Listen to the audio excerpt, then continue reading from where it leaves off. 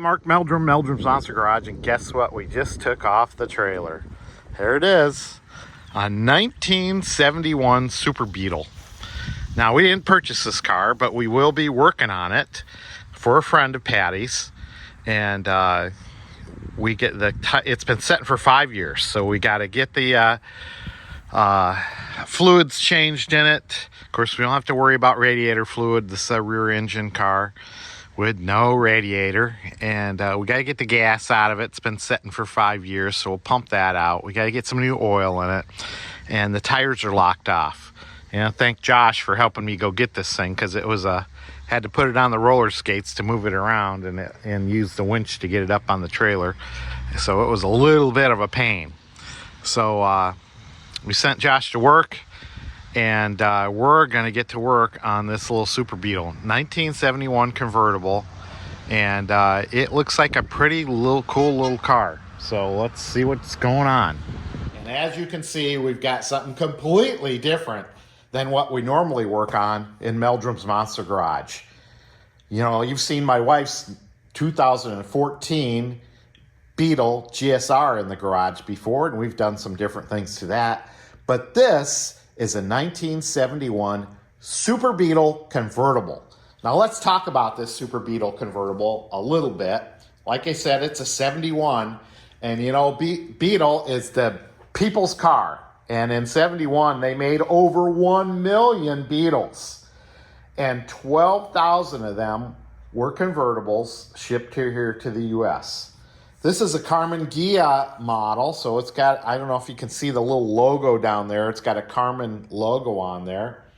And in 1971, this model sold for $2,750. It's got a 1600cc motor in it. Of course, it's air-cooled, so we don't have to worry about a radiator fluid. It's got, it's about 1,890 pounds. And I believe it's got about 60 base horsepower. Now, this particular Beetle has been setting in the owner's garage for the last 5 years without being driven. So we're going to go over the garage, the whole car. We're going to change the oil. We're going to get it started, and then we're going to take it out for a test drive and see what happens. I've got it under the lift here, so I could take a quick peek under the car and see what we're dealing with. This looks like a completely restored Beetle. I can see it's been repainted. It's a beautiful red car, and it looks like the interior's all redone. Just beautiful on the inside. The top is in great condition. As far as the engine goes, I think the carburetor's been replaced and gone over. The wiring is kind of iffy. I see a lot of splices in the wiring. Let me see what else on this car. The wheels were pretty much locked up.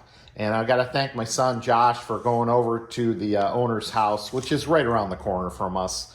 And he helped me get it on the trailer. We had to winch it onto the trailer. The front two tires barely moved. The rear tires were very locked up. They did rotate once we started pulling it with the winch, but as far as pushing this car goes around, oh my gosh, we had a heck of a time. I had to put roller skates under the tires and basically roll it around, and I just about beat myself up getting this thing in the garage and on the lift yesterday. So, some of the things we're going to do to this, maybe I already mentioned it. Oil change, we're going to check out the front suspension. We're going to check all the vital signs on this car and see what we have. So here we go. Well, I got her started up. I drove her down the road, and she's wobbling like crazy. So there must be a ball joint or something screwed up. But hey, at least it runs.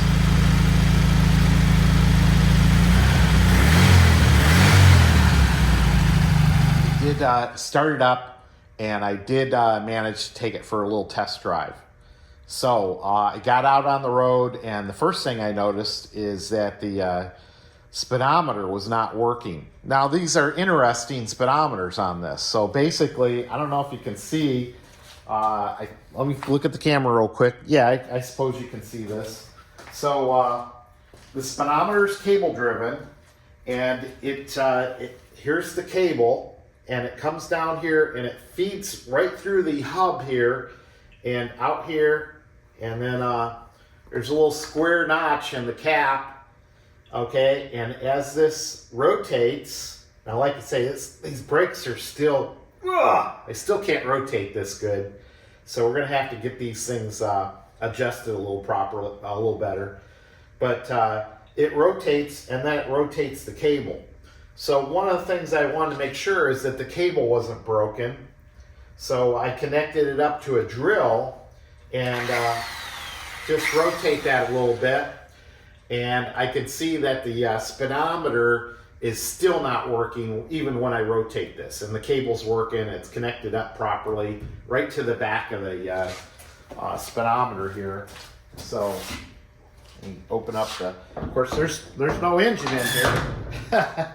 So the speedometer, you can get to the speedometer real easy. It's right back here. And I'm looking at the speedometer, and I suspected it didn't work because I think there's only about 118 miles showing on the odometer. So, all right, so here you can see the air-cooled, I think I said 1600 cc engine. Looks like it's got a new carburetor on it. At least it's nice and shiny. And they got a plastic fuel filter over here, which I hate these things. I really don't like these. If they ever got too hot, they could melt. But this appears to be away from anything hot. Looks like it has a newer belt. The wiring, this is what I was talking about with the wiring. I don't know if you can see that, but I hate when people use these connectors. And the wiring looks pretty brittle on it and whatnot. But we'll go through here, and it's interesting. These cars don't even have an oil filter. They take about 2.5 quarts of oil, and they just have a strainer on the bottom of the motor. So I've ordered a gasket set. That's only $4, and we'll get some oil on this thing. So we're gonna have to check things out, wait for some parts. I mean, you just don't go to the local parts store and get Beetle parts anymore, even though they made a lot of these things. The parts are still kind of specialty and whatnot. Just looking around the engine compartment here, somebody added in this stainless steel thing. Could use a new gasket here, but I don't know. Looks like the license plate wires are disconnected. For the light on the license plate. I'm not sure where they go. We'll look into that. Somebody's added electric choke on here, which is that's a good add. Yeah, so we'll keep poking around here, and I've checked out all the lights. The lights come on. Blinkers work.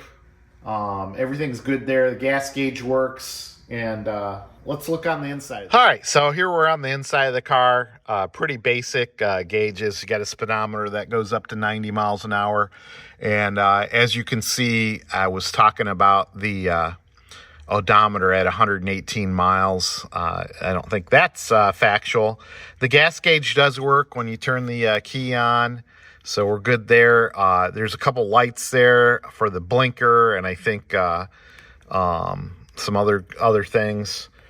And the radio doesn't appear to be working. The gear shifter, I took the cover off there just to make, these gearboxes on these things are pretty sloppy. And I took the cover off just to make sure the two bolts there were tightened up. And I was able to, I can shift it into all the gears. The owner stated they were having a problem shifting into fourth gear, but I didn't have any problem there. But it did get kind of scary when I, got up, say 35, 40 and the front end started shaking. So yeah, that's what it looks like on the inside. Let me step out here. See, the door panels are real nice condition. Oops. And seats are in real good condition and whatnot. I've got the back seat out. That's where the battery is. The battery's in the back seat under the passenger side. So, yeah. So we'll keep going on this. All right, so here we are underneath the car, and here's what I was talking about on. It's a torsion bar on, I guess, on this right here, and it looks like it's got new ball joints, so that's a good thing. I really don't want to replace those because there's a lot of, I got to press these out to get these out, but there should be a rubber bushing in here, here, and here. So if I can get a kit for that, we might be in good shape. Standard tie rods right here, so that may be an issue also. I don't see on the wheels, I don't see any part where it was balanced. There's no weight on these wheels. Really cute little wheels, but they don't appear to be balanced at all. Because you would see either some stuck-on weights on the inside here or something. And like you said, like this wheel is about the one that turns the easiest. But I was talking about the electrical wiring. I mean, whoever did this is super hokey. Oh my God. You can see bare wires here. This appears to be something for the brake. And I found a hose. I'm not sure what this is right here, from here to here, but this line's super brittle and it was disconnected. So I don't even know what that does. I don't know if it's got some type of vent or I don't know what's going on. And then looking back here, of course, this is what we're going to take out to change the oil. So 10 millimeter all the way around here, and then we'll drop this down. It's got a gasket and a screen up under there. So we'll straighten that out. As far as the oil change goes, typical rusty muffler, but it's got some cool exhaust tips there. So somebody has replaced all the floor pans on this, and I don't know if they didn't weld it in or what, but boy, what a sloppy job through here. Maybe they just put some looks like some RTV on here to seal it up. I wonder if they even welded it. So but yeah, we'll keep going on this. I've shaken the suspension and I don't see anything loose, but this one kind of looks hokey. I'll look for some grease fittings. See if we can add any grease to any of the suspension components. They're not jumping out at me. There's nothing up here that I typically see for a grease point. So I don't know what's going on there. But here's the steering mechanism right here. I can see that is dry rotted out here. This might be our whole problem right here. This is really dry rotted, and I can see there's looseness there. And when I shook the wheel back and forth, I could feel some slop in the steering. It's attached really good, but I could feel some slop in the steering. So, all right, we'll take care of what we can take care of. So I took her for a test drive, got a loaner battery from my 66 Chevelle. It was the same exact size. So we got her started up and took her down the road, and wow, does it drive horrible. Oh my God. These things are a death trap as far as I'm concerned. The gear shift is super sloppy. I'll see what I can do to fix that. But one thing that was left in the car was a bunch of great magazines. And I started going through some articles here. And there's an article called Super Shaker. So I guess these Beetles are known to shake at higher speeds. They're very sensitive on all the steering components. So I went ahead and adjusted the air pressure. I found the right one was really out of whack. 18 PSI in the front and 28 in the back, according to this article. So I got everything nailed down there. I noticed that the front right wheel, these these wheels have the stick-on type weights, and I noticed the right front wheel looked like it should have stickers on it with weights, but they were missing. And buddy, once I get this thing up to 50 miles an hour, it starts to shake violently on the front end. Now, one good thing about my test drive is the first round around the block, I couldn't get the speedometer to work. And I showed you I had it disconnected, reconnected. Well, lo and behold, the speedometer started working. So now I know exactly at 50 miles an hour, this thing starts shaking like crazy.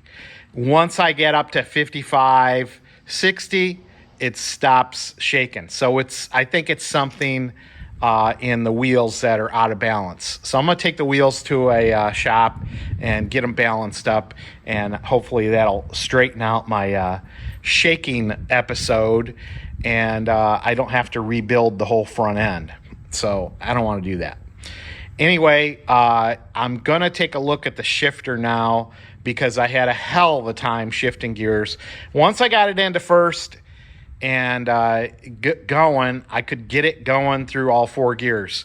But coming up to a stop sign, taking it out of fourth, trying to get it back into first, or any other gear other than third gear, was a real pain in the ass. I mean, the shifters are super sloppy on these things to start with, and I think if you got one out of adjustment just a little bit, it's going to really throw it out of whack.